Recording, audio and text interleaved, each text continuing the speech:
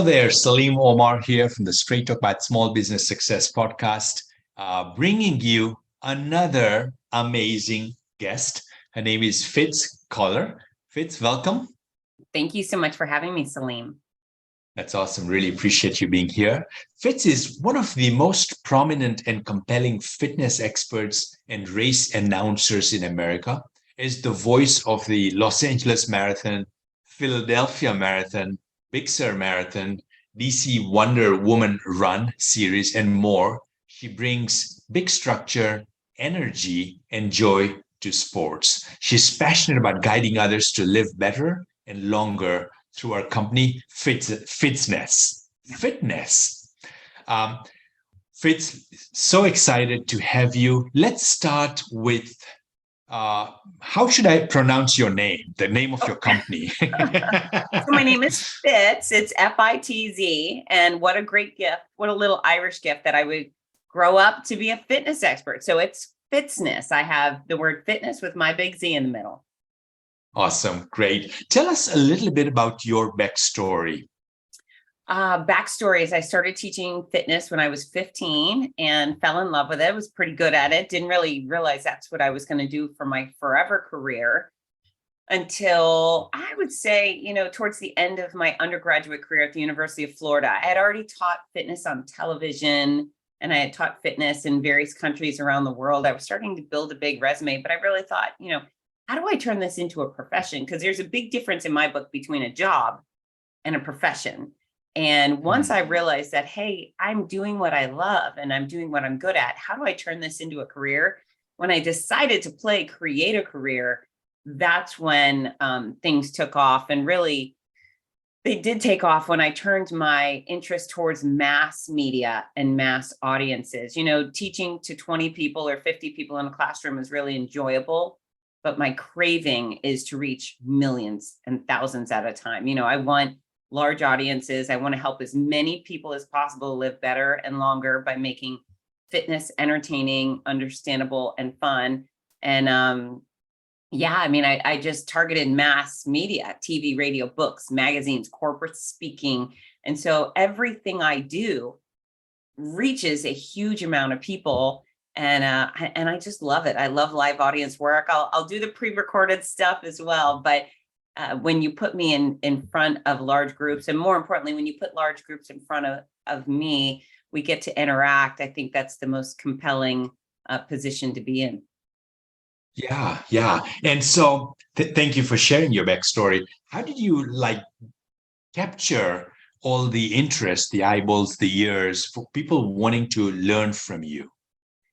Well, I think it starts with being honest. In the fitness industry, it's such an ugly industry sometimes because there's so many just horrible people trying to take advantage of the consumer. And what does a person want? They want to be healthy, right? Maybe they want to look good and feel good and be out of pain. I think those are very simple and reasonable things to want. Yet there's all of these vultures selling pills and powders and shakes and supplements and all this crap that doesn't work. And so here I come with my master's degree. And what do? I just tell people the truth. I tell them about the real science behind earning a fit body, achieving your ideal weight. I don't sell products that are called weight loss products. That's skeevy to me. And so I start by telling the truth. And I'm one of the only people who does tell the truth. And then, I do have a big personality. I come with huge energy, which I think sucks people in. And then I'm also willing to tell the brutal, honest truth. I am willing to shake people and poke them in the chest, whether it's, over a computer screen or in person. And people receive that warmly because they know I'm giving them the brutal truth wrapped in love. And so I get away with it because they know I care and I deliver my content, hopefully in a fun and engaging way. That's the difference maker. Yeah. And how did you monetize it? What were you delivering? Was it instruction about fitness, advice about fitness? And then how did you monetize it? Yeah, so that's a great question. And so for most of my career, I've only earned money through like corporations bringing me in to deliver information in person, or I've been hired as a spokesperson or a speaker, and I do professional race announcing, right? So I stand on stages and I launch mega events like LA Marathon, and then I welcome finishers home. So corporations have historically have paid my bills. And, I've always said that I don't want a dollar to come between me and helping someone achieve fitness. So on fitsness.com, there's oodles and noodles of free information. But recently I've thought, you know what, I could be a dummy by not offering other products as well. And so now I have books out, I have online courses, I have fitness DVDs, which are optional, so people can always go to fitsness.com and get that free info. But I do love the fact that I wake up some mornings and cha-ching, my Shopify account is saying, you have sales, and people have bought my Fixing Your Life with Fitness course or some of my books. And so yeah, I'm being a smarter professional, and I don't feel guilty about investing in creating fabulous products that help people. And then when they give me money in exchange for them, I can feel good about that. I feel like it's a win-win. Yeah. So how did you grow? I mean, being honest, giving good content, what did you do in your early days to start, getting interest from people and really becoming a celebrity to your audience? So I think I started small and I practiced my can off. I got the master's degree, which is a huge feather in my cap, and does put me on a different pedestal than most people in the fitness industry specifically. But when I was 15, I was volunteering to teach to Girl Scouts and teach to first grade classes and teach to small weight loss groups. And, I continued to build on that through my sporting career. I was a full contact kickboxer for almost 10 years. I caught the attention of companies like Everlast and Sports Authority, who says, hey, you're not only an athlete, but you seem to be a great presenter. Can you come present for us? And I built my brand based off of skills, expertise. And, once I worked for Everlast and Sports Authority, well, then Disney took interest in me. And once I spoke for Disney, Tropicana and Oakley and Office Depot took interest in me. And so it's been really gradual. I think it's interesting. Everyone thinks, well, I'm going to write a book. Okay, well, you better be a damn good writer. There's a lot that goes into writing a book than just saying what you know. And then so many people say, well, I'm going to be a speaker. Okay, well, I hope you are. I hope you have a compelling, powerful message that makes people better, that audiences want to receive. And then I hope you have really worked on honing the skill of speaking, because just because you know stuff doesn't mean you can command an audience of 1 or 1,000, right? You need to be able to speak eloquently and deliver messages that are easily digestible and exciting and compelling. And you shouldn't get on a stage and say, there's a skill to it. So I've really worked on those skills. The writing part and the speaking part, and everything else I do requires a lot of practice, a lot of effort. And because I do that, companies want to work with me. Yeah. What's some advice you would give a startup entrepreneur or somebody who has been doing it for a while and they want to take their game to the next level? Like, give us a few pieces of advice, some beliefs that you have, or mindset, or disciplines that have helped you take your business to where it is today. So I think it starts by being passionate about what you do. I am not ever going to be great at selling cars because I have no interest in selling cars. My whole heart, my whole mind is invested in helping you live better and longer. And so that's what gets me excited. That's what makes me want to grow professionally. That's what makes me read scientific journals and learn as much as I can and experience as much as I can. So whatever field you're in, make sure it's a field you're excited about, and then learn as much as you can, practice as much as you can, be willing to start off small and then grow big. I think it's easier when you make mistakes on a smaller scale than if you get up on an audience in front of 10,000 people and completely blow it. That could be devastating. Perhaps you blow it in front of 5 people first, and then you refinagle what you do or how you present things, and then go from there. And don't be afraid to negotiate. I think negotiating is a really important skill. I think the salespeople of the world, they're the ones that are driving around in Mercedes and, have the fancy houses. People that know how to sell. You could have a great product and a great service, but if nobody knows it exists, or you haven't Mhm. convinced anyone to try it, it's not going to go anywhere. So don't be afraid Mm. of rejection. Put yourself out there and be ethical. Ethics go a long way, don't they? Yeah, yeah. So I got passionate. You started there, and then I think you gave us several gems. So let's just kind of bullet it out in terms of pieces of advice to a startup or somebody who wants to take the game to the next level.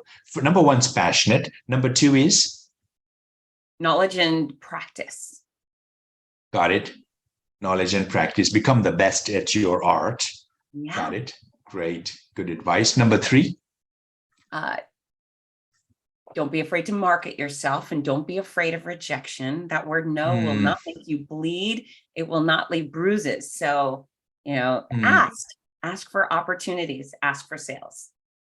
Yeah, yeah, yeah. Was there a number four or we had three? I probably was. I hope Yeah, people were yeah, listening. right. Where do you see people struggling as you're talking to other entrepreneurs at events and so forth? Like, where do you see a lot of people struggle? Which one? Professionally, I think they haven't found their love affair with work, right? So maybe they came out of school and they took the first job they could get, right? Maybe their dad had a company and they just want to work for their dad, or maybe they just, Mm-hmm. they went to a job fair. I think that's where people suffer, is they're just not as enthusiastic about what they do. I mean, I've done the thing that I do during very difficult times, and work has not been a burden to me. It's been an utter delight. So I think Mm, that's really where people suffer. If you truly do what you love, then as the saying goes, you don't work. You get to work.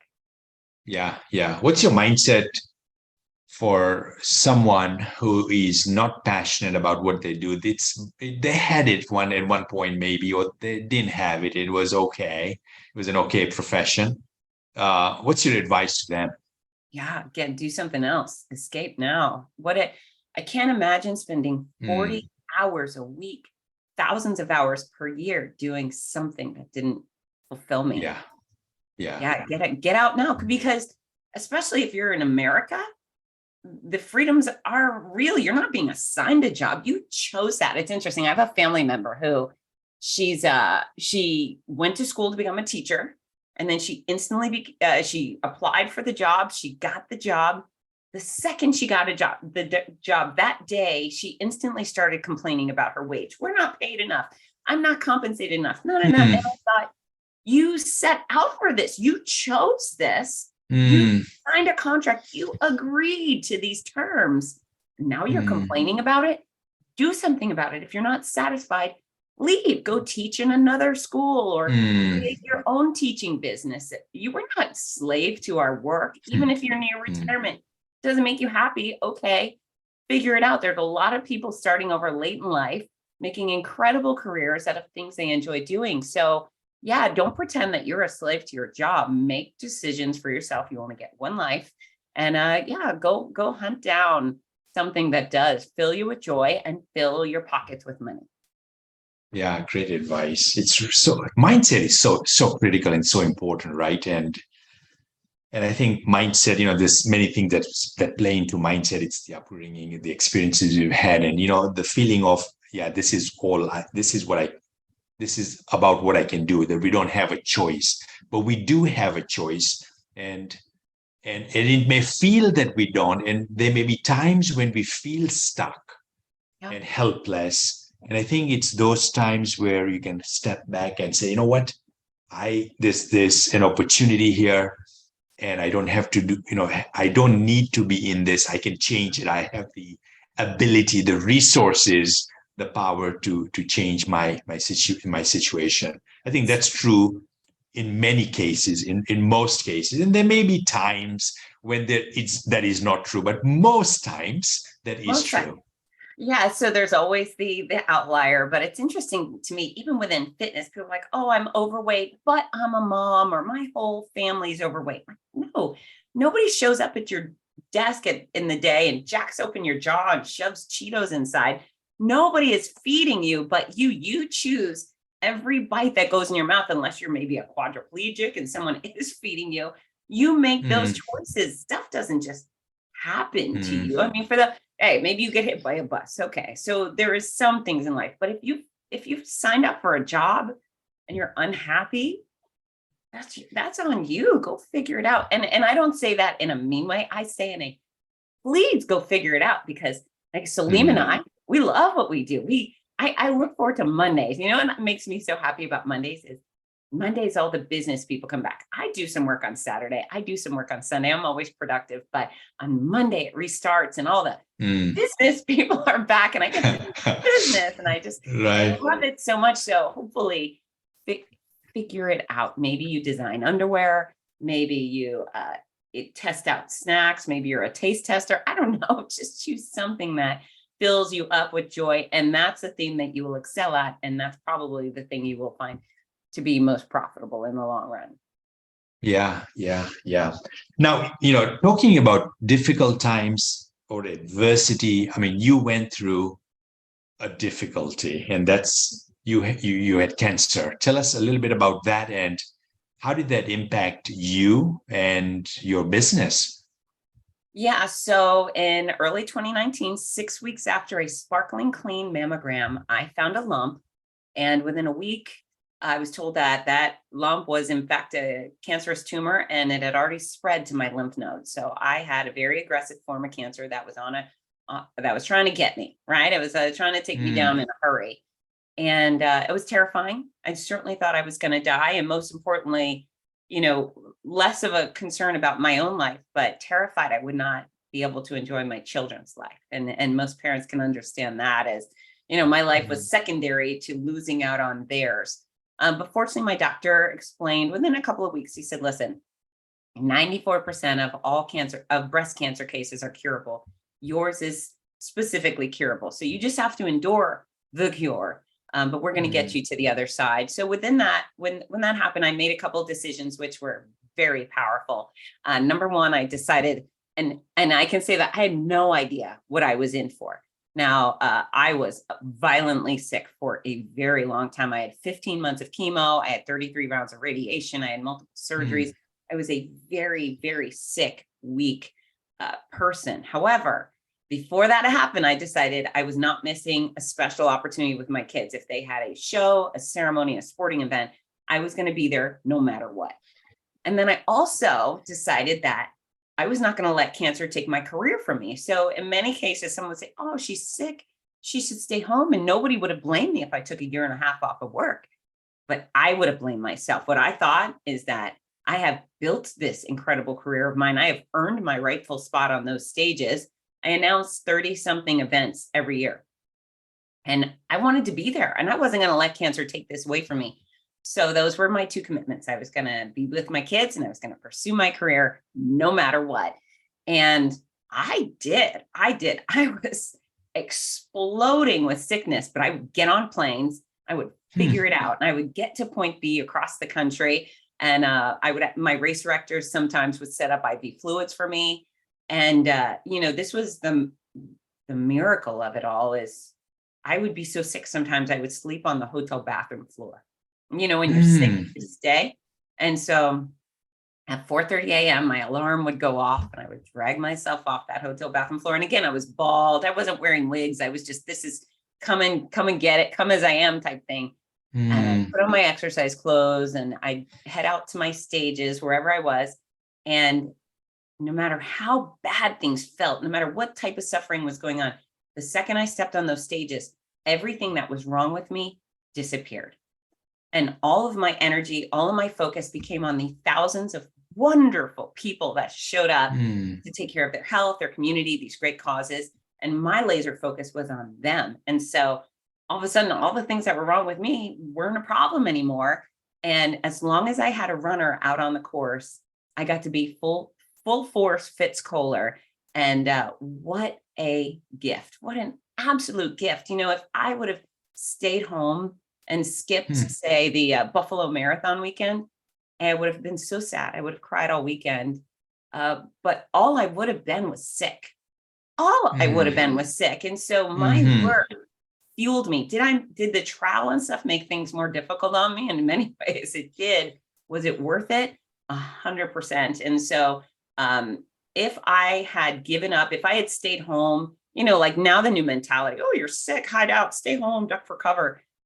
If I would have done that, fitness would have disappeared. You wouldn't be talking to me. In fact, I might Hmm. have died from just doom and gloom. I mean, staying home was not the answer for someone like me. Going out, hugging thousands of sweaty, germy strangers filled me up with the good Hmm. stuff. And so my business, instead of failing because of my decisions during cancer, my business tripled. I tripled my business while Hmm. violently sick and bald and weird looking and gray. And so, the message there being, choose a career that you are willing to do with a potentially terminal illness. What is Hmm. worth fighting for? And it was my people, my family, and my career. And sometimes people hit a fork in the road. They get injured, they get ill, and they think, oh, what have I been doing? I need to change course.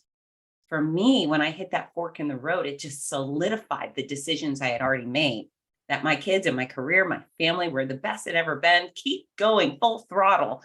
And I'm so grateful for that. I'm so grateful. And now I've got these incredible books that are helping people. I've doubled down on who I am, and I've got the Cancer Comeback series, and I'm Hmm. really proud of it all.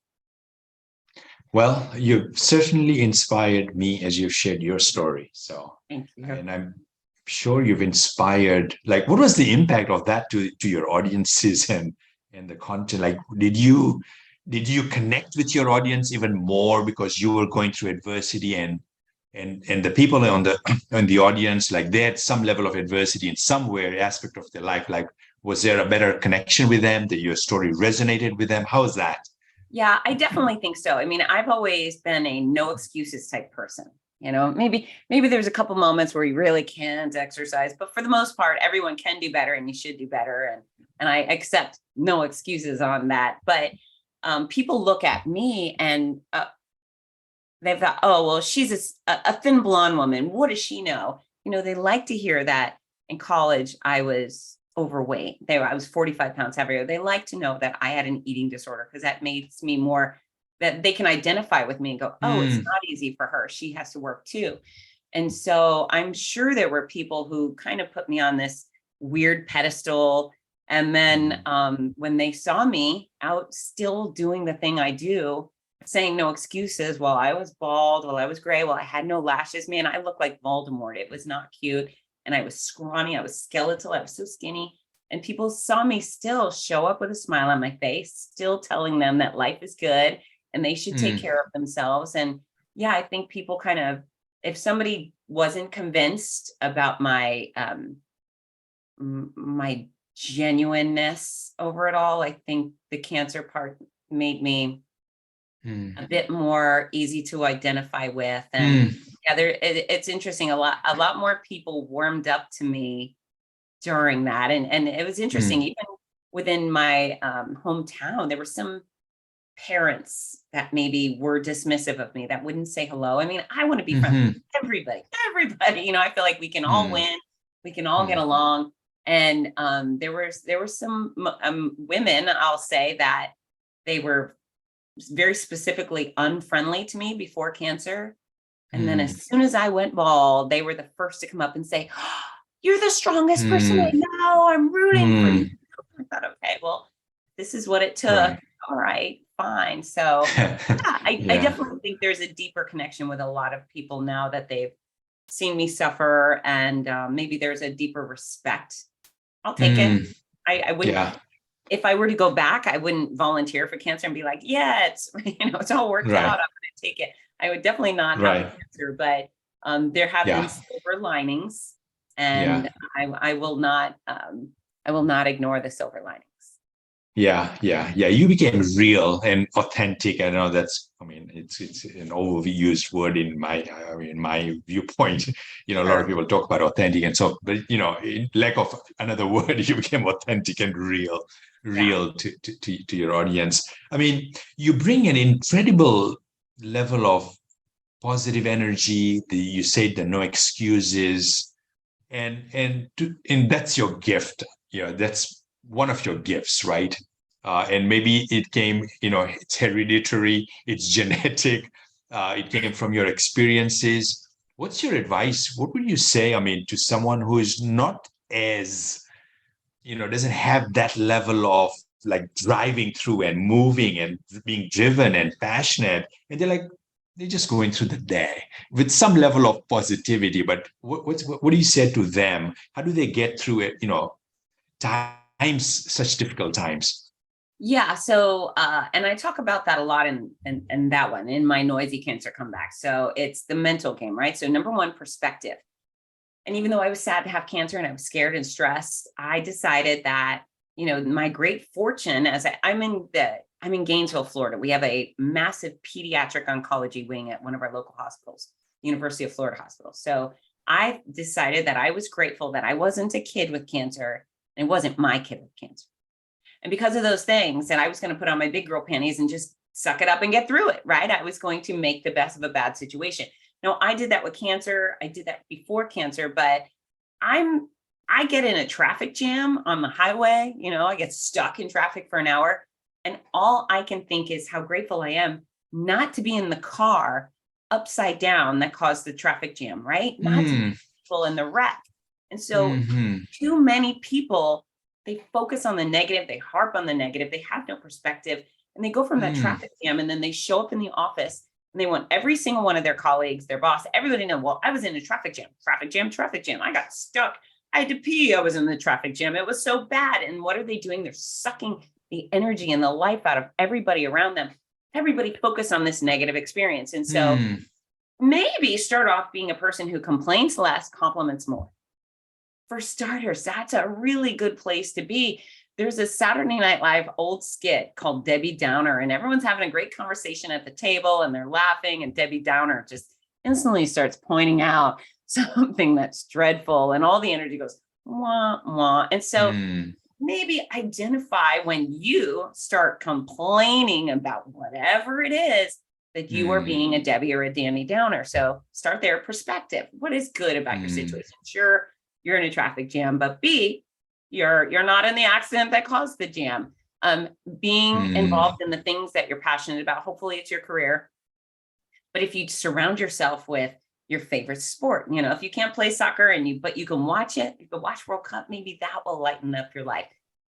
Be with people you care about, take care of your body, that those passions, that positivity will go a long way. And yeah, I truly think if you are taking care of yourself, and I don't expect everybody to have a whatever we call the version of a bikini body is, right? That's your problem, the way you look. But if you are exercising wisely, if you're getting quality sleep, if you are feeding your body, not perfectly, but well, all of a mm, sudden you start to function better. Your body feels better. Maybe you're more confident with the way it looks. You stand up straighter. Maybe your life starts becoming rosier just by way of you becoming rosier, right? You've invested in yourself, and now more people want to be around you.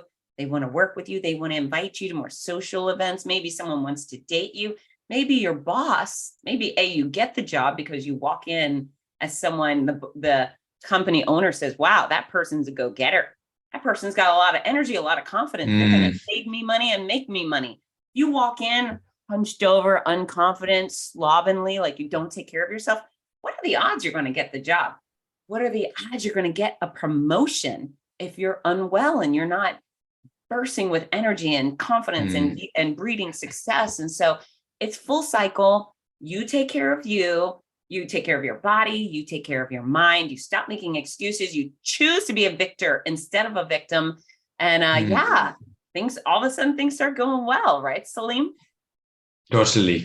Such great advice, Fitz. That was awesome. Now I Thank you. see the clock and I see that we are nearing the end.